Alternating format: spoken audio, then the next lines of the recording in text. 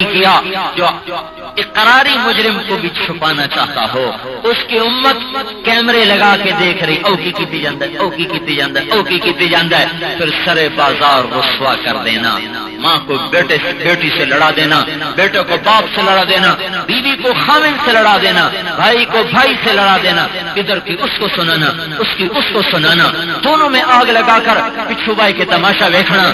جس نبی نے مجرموں پر چادر ڈال دی ستاری کی، اسی نبی کی امت چادر کو کیا تانتی، اس نے تو عزت داروں کو بھی عزتیں تار تار کر کے رکھ۔ اور میرے بھائیوں، اگر کسی کی نیکی نہیں بتا سکتے ہو تو گناہ بھی نہ بتاؤ، کسی کی تعریف نہیں کر سکتے ہو تو برائی بھی نہ کرو، کسی کی اچھائی نہیں سنا سکتے ہو اس کی برائی بھی نہ سناؤ۔ ایک دوسرے سے پہلے تھوڑی نفرتیں ہو چکی ہیں، امت اہل حق، کلمہ حق، قرآن حق، قبلہ حق، رسول حق، پھر بھی ذلت آپس میں پھٹ گئے، ٹوٹ گئے۔ اللہ کا نبی جوڑنے آیا، توڑنے نہیں آیا، محبتیں لے کر آیا، نفرتیں لے کر نہیں آیا۔ تو آپ تو کافر کو مسلمان بنانے آئے، ہم نے مسلمانوں کو ہی کافر کہنا شروع کر دیا، ایک دوسرے کو سلام کرنا چھوڑ گئے۔ ایسی نفرتوں کی دیواریں کھڑی ہو گئیں۔ اختلاف کب نہیں رہا، رہے گا، آج بھی ہے، آئندہ بھی رہے گا، پہلی صدی سے ہے، پہلے دن سے ہے۔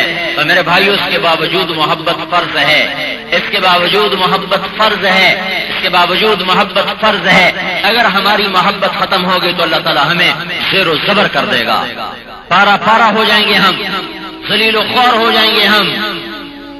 اور سب سے زیادہ محبت کو توڑنے والی چیز غیبت ہے اور چغلی ہے اور لگانا بجھانا ہے۔ اور سب سے جو آدمی یہ کام کر رہا ہو تو اللہ کے نبی کا فرمان ہے وہ اللہ کی نظر میں ایسا ذلیل ہوتا ہے، ایسا گندا ہوتا ہے جیسے تمہاری نظر میں پاخانہ گندا ہے۔ جیسے تم پاخانے سے نفرت کرتے ہو، اللہ ایسے بندوں سے ایسے ہی نفرت کرتا ہے۔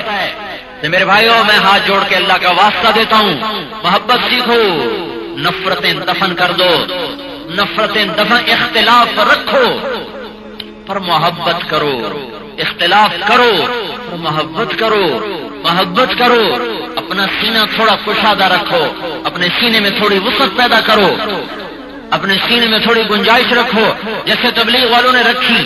6 براعظم میں تبلیغ کا کام پھیل گیا، 6 براعظم کے مسلمان کھنچ کے آ گئے، کوئی اختلافی بات نہیں، کوئی تانا بولی نہیں، کوئی نفرت کی بات نہیں۔ اسلام میں آج بھی ایسا حسن ہے کہ کوئی پیش تو کرے، کوئی بازار میں کھرا پھول تو لائے۔ کاغذ کے پھول بک رہے ہیں اس وقت تک جب کوئی گلاب کا پھول نہ آئے۔ جس دن گلاب کا مہکتا پھول بازار میں آئے گا، کاغذ کے پھول بازار سے اٹھ جائیں گے۔ اسلام ایک خوبصورت دین ہے، خوبصورت زندگی ہے، خوبصورت مذہب ہے۔ تو دیکھو تو صحیح، اس کا لانے والا رسول اللہ ہو، جب رسول اللہ خود ایسا حسین ہو تو اس کا پیغام کتنا حسین ہو۔ اما عائشہ فرماتی تھی، یوسف علیہ السلام کو دیکھ کر عورتوں نے ہاتھ کاٹ لیے، اگر میرے محبوب کو دیکھتی تو وہ چھریاں ہاتھ کی بجائے سینے پہ جا لگی۔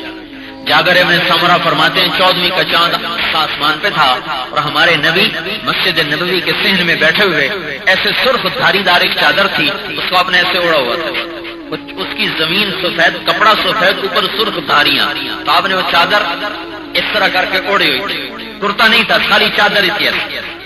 تو جابر ابن سمرہ میں اوپر چاند کو دیکھتا، پھر آپ کے چہرے کو دیکھتا، پھر چاند کو دیکھتا، پھر آپ کو دیکھتا، تو مجھے آپ چاند سے زیادہ حسین نظر آ رہے تھے۔ چاند میں تو بے داغ ہے، چاند میں تو داغ ہے نا، اور رخ انور تو بے داغ تھا۔ جب آپ مسکراتے تھے نا، چہرہ تو چہرہ ہی ہے، جب آپ مسکراتے تھے تو آپ کے دانتوں سے بھی نور نکل کر دیواروں پہ پڑتا تھا، دیواروں پہ پڑتا تھا۔ جس کے دانتوں کا نور ایسا ہو، اس کے چہرے کا، اس کے دل کا نور کیسا ہوگا، اس کے اندر کا نور کیسا ہوگا۔ تو آئیے، محفل ہے بھائیو، جنت ان لوگوں کے لیے ہے جو جھک جائیں، جو اپنے عیب تلاش کریں، اوروں کے نہ تلاش کریں۔ عرفان صدیقی ایک لکھنے والا نوائے وقت میں، ایک دن میری اس کی ملاقات ہو، میں نے کہا تم لوگ بڑا ظلم کرتے، ایسا کیا؟ میں نے کہا تم جو لکھتے ہو حکومت کے خلاف، فوج کے خلاف، پولیس کے خلاف، افسروں کے خلاف، اس سے یہ ذہن بنتا ہے کہ سارا قصور فوج کا ہے،